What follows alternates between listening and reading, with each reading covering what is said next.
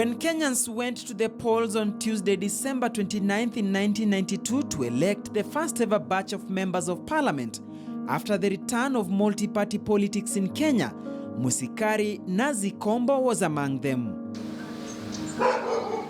Kombo, who is now 73 years old, was the new member of parliament for Ebuye constituency in what is now Bungoma County. He had won his parliamentary seat in the first ever general election after the return of multi-party politics in Kenya in 1992. That was the same period he had made his debut into active politics.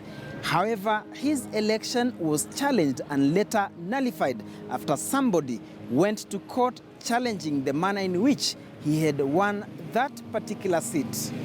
This is Duncan Haemba for KTN's Untold Story.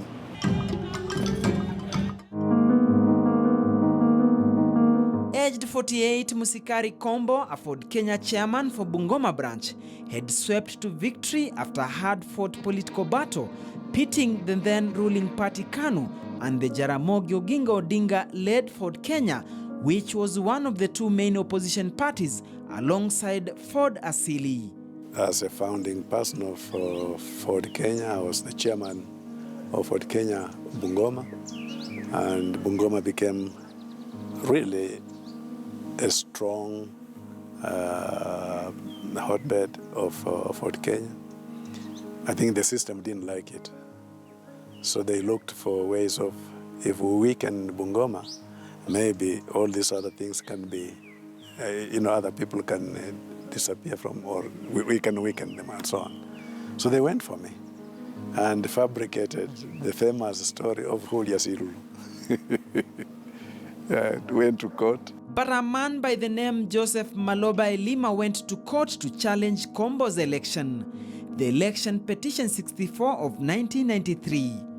It was Joseph Maloba Elima versus Charles O'Hare, who was the returning officer of Webuye constituency, and Musikari Kombo, who was a successful candidate for Ebuye constituency during the parliamentary election held on Tuesday, the 29th of December 1992. Maloba accused Kombo of using witchcraft to win and therefore sought the nullification of his election.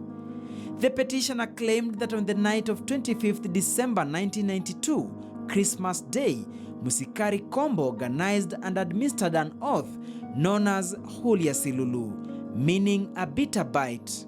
The ritual was alleged to have been performed at the house of one Ben Wafla at Bohonyi village, where the object of the oath was allegedly to compel or bind supporters to vote for him during the election 4 days later on the 29th December. Any Bukusu man or any Muluya knows that we have no oathing that is binding, that if you do this, this will happen. We have nothing like that. But it was a fabrication. In fact, Julia Ziru is more of a denial, than saying it binds you.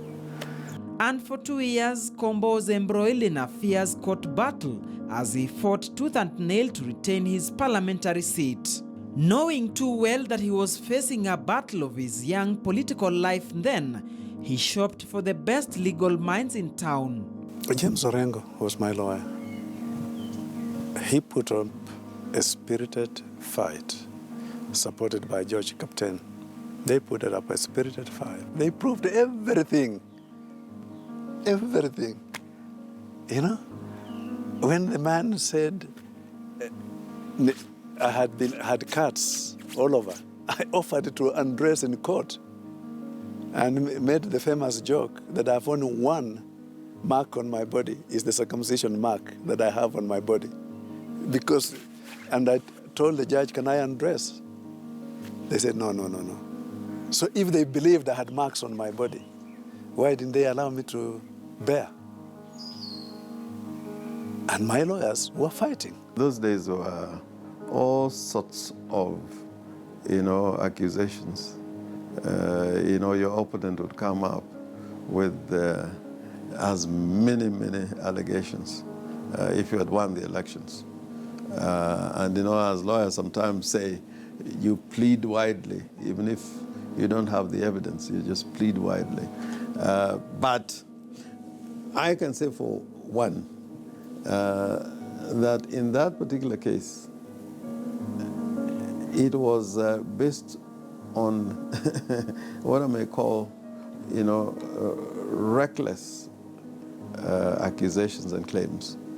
Because one of the things that Kombo was accused of was that he was in the habit of using witchcraft.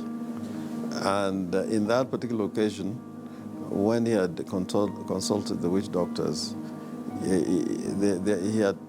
had to, cut him, those marks. We offered him to any other doctor who would want to look at him to show whether there were any scars out of witchcraft, as had been alleged, or any tribal, scars or markings on his body. And there was none. That was the expert report from a professional, doctor. And yet the court ignored that completely and took the false accusations that had consulted the witch doctor. So I was not embarrassed. So it was yes, David against Goliath. But this time David did not win. But Goliath, through their system, managed to get away with it. But I don't think, in the end, when I fought corruption, I think David was winning against Goliath. The former legislator says it was tough confronting what he still insists were pure fabrications. In fact, the burden was very heavy, especially for my community. A lie is being told and being used that does not exist in my community. That was a burden, a very heavy burden on me. And over the years, of course, I've explained and explained and explained. I don't think the community believes in it. Even the man who went to court and said those things today comes to me for help, and I give that help. I don't refuse. Some of my people think I'm mad.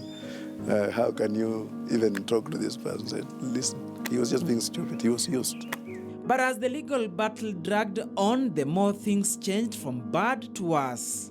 First, I actually thought it was a joke.